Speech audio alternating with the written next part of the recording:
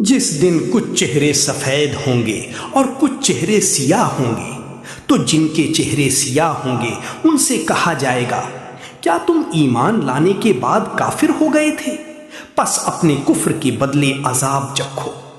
اور جن کے چہرے سفید ہوں گے وہ اللہ کی رحمت میں ہوں گے، وہ اس میں ہمیشہ رہیں گی۔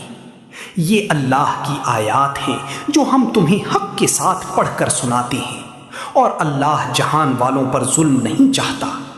اور آسمانوں اور زمین میں جو کچھ ہے سب اللہ ہی کا ہے، اور تمام معاملات اللہ ہی کی طرف لوٹائے جاتے ہیں۔ تم بہترین امت ہو جو لوگوں کے لیے نکالی گئی ہے۔